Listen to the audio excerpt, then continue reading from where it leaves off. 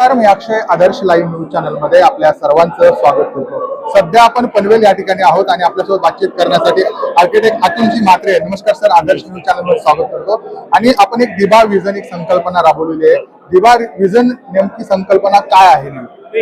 राष्ट्रीय नेते दिबा पाटील साहेब यांच्या विचारांनी प्रेरित हाही दिबा विजन आहे। याच्यामध्ये विशेष करून आपण काय म्हणतोय की ज्या प्रकारे पूर्वी दिबा साहेबांनी लढा दिला आणि आपल्याला आपल्या जमिनींमधला हक्क मिळवून दिला, आपल्याला त्यातला एक वाटा मिळवून दिला, 12.5% प्लॉट आपल्याला परत मिळाले।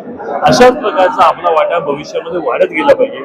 आज आपल्याला हा वाटा जरी मिळालेला असला तरी आपण काय पाहतो तर नवी मुंबईमध्ये जो विकास घडला, ज्याच्यामध्ये आपल्या शेतकऱ्यांनी आपल्या भूमिपुत्रांनी सिडकोला जमिनी दिल्या, तिथे आज आपण पाहतो की आपला स्थानिक समाज याच्यामध्ये कुठेतरी त्याची पिळवणूक झालेली आहे। आज तिथे सुशिक्षित युवक देखील आज तिथे रिक्षा चालवतात, महिलांना मोलकणीची कामं करावी लागतात। अशा प्रकारची विडंबना आपल्या स्थानिक समाजाची झालेली। काही अंशी लोक नक्कीच प्रगत झाली आहेत, काही लोक त्याच्यामध्ये कंत्राटदार बनले, नेते बनले, त्यांचा नक्कीच विकास झाला असेल, पण सर्वसामान्य जो स्थानिक समाज आहे त्याचा विकास झालेला नाही। अशा प्रकारचा जो विकास आपण पाहतो ज्याच्यामध्ये स्थानिक समाजाची पिळवणूक होते, त्या प्रकारचा विकास येत्या काळामध्ये जिथे दिबा पाटील आंतरराष्ट्रीय विमानतळ याच्या बाजूला जे तालुके आहेत, ज्याच्यामध्ये उरण असेल, पनवेल असेल, कर्जत, खालापूर, पेण आहे, जिथे तिसरी मुंबई होते, ज्याच्यामध्ये विविध प्राधिकरणांच्या मार्फत ही तिसरी मुंबई घडवली जाते, याच्यामध्ये स्थानिक समाजाचा विकासामध्ये प्रबळता निर्माण व्हावी याच्यासाठी दिबा विजन आपण घेऊन आलेलो आहोत। दिबा विजन मध्ये आपण स्थानिक जे भूमिपुत्र आहेत, जे सुशिक्षित आहेत, त्यांना प्रशिक्षण देतोय। काय प्रशिक्षण आहे तर ज्या प्रकारे नवी मुंबईमध्ये परप्रांतीयांनी येऊन स्वतःची रिअल इस्टेट मध्ये इकोसिस्टम आपल्या जमिनींवरती घडवली, त्या प्रकारची रिअल इस्टेट मधली इकोसिस्टम आपल्या भूमिपुत्रांची असावी। आपले भूमिपुत्र विकासक बनले पाहिजेत, ते कंत्राटदार बनले पाहिजेत, ते स्वतः आर्किटेक्ट म्हणा, मार्केटिंग सेल्सची कामं म्हणा, लायसन्सची कामं म्हणा, ही त्यांना जमली पाहिजेत। ज्या प्रकारे बाहेरची लोक येऊन ही कामं करतात आणि विकासाच्या प्रक्रियेचा फार मोठा हिस्सा घेतात। एक उदाहरण सांगायचं झालं तर आज समजा खारघरमध्ये एखादा विकास होतोय तर तिथे 10,000 रुपयाचा पर स्क्वेअर फीटला रेट आहे। त्याच्यामध्ये आपला एखादा गावातला भूमिपुत्र जो थोडासा प्रबळ असतो, तो काय करतो तर तो तिथे सप्लाय करतो। तो सप्लाय कितीचा करतो तर संपूर्ण 10,000 मध्ये 100 ते 200 रुपयाचा करतो। उरलेले 9,800 कुठे आहेत तर ते 9,800 मध्ये इतर लोक कामं करतात।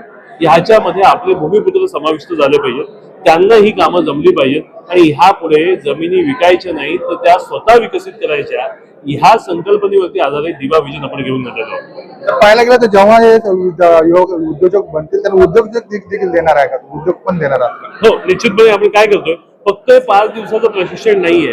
5 दिवसाच्या प्रशिक्षणामध्ये आपण एका वेळेला फक्त 30 युवकांना प्रशिक्षित करतोय।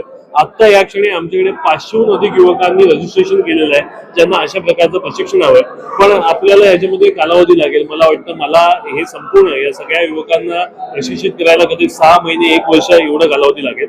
पण आपण एका वेळेला 30 युवकांवरती भर देतोय, त्यांच्यातल्या प्रत्येकाला ते जे गुण आहेत ते मिळालेच पाहिजेत, त्यांनी ते अंगीकारला पाहिजे हा प्रयत्न आहे। आपण एका वेळेला 100-200 लोकांना देखील प्रशिक्षित करू शकतो, पण त्याच्यामध्ये निश्चितपणे प्रत्येकाला तो न्याय देता येणार नाही। त्यामुळे आपण छोट्या बॅचमध्ये 30 युवकांना एका वेळेला प्रशिक्षित करतो।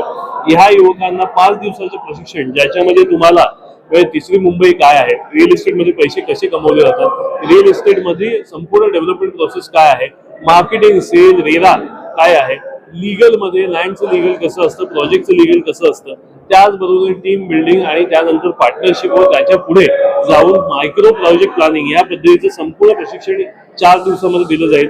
5व्या दिवशी आपण रिअल टाइम साईट व्हिजिट, ज्याच्यामध्ये शेतकऱ्यांनी स्वतःचे प्रोजेक्ट जे विकसित केलेले आहेत ते प्रोजेक्टचं साईट व्हिजिट करणार आहोत, त्यांचा कॉन्फिडन्स बूस्ट करायला। आणि 5 दिवसाच्या प्रशिक्षणानंतर आपण दर आठवड्याला त्यांच्यासोबत VCच्या माध्यमातून किंवा पर्सनल मीटिंगच्या माध्यमातून संवाद साधणार आहोत।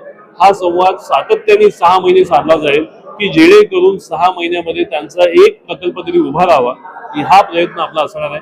आणि हे सगळे जे युवक आहेत ते उद्योजकतेकडे वळावे, विकासाच्या प्रक्रियेचा भाग बनावे, याच्यासाठी आपण संपूर्ण प्रयत्न करणार। तर या उद्योजक बनवण्यामध्ये स्थानिक इथलेच भूमिपुत्र असणार आहे का बाहेरचे पण काय नागरिक? आपण कोणाला अडवत नाही आहोत की आपण कोणाला नाही म्हणणार नाही आहोत, पण आपलं उद्दिष्ट आहे की जे मुळातले भूमिपुत्र आहेत, जे शेतकऱ्यांचे सक्सेसर आहेत, त्यांना ही संधी मिळाली पाहिजे। कारण इतरांना ही संधी मिळत राहते, कधी कधी त्यांच्या कुटुंबामध्ये उद्योजकता असते, पण आपल्या इथे काय आहे की मराठी माणसांमध्ये विशेष करून आपल्या स्थानिक समाजामध्ये आपल्याकडे उद्योजकतेचं वातावरण नाही आहे।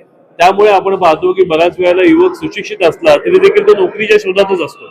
नोकरी असेल तो उत्तम, नोकरी नसेल तर मग तो इतर वाईट सवयी त्याला लागतात. त्यामुळे जर हे आपल्याला बदलायचं असेल, आपल्या समाजाचं भवितव्य बदलायचं असेल, तर आपल्याला आपले युवक घडवावे लागतील, युथ लिडरशिप एस्टॅब्लिश करावी लागेल. तेव्हा जाऊन आपण हा सामाजिक बदल घडताना पाहायला हवा.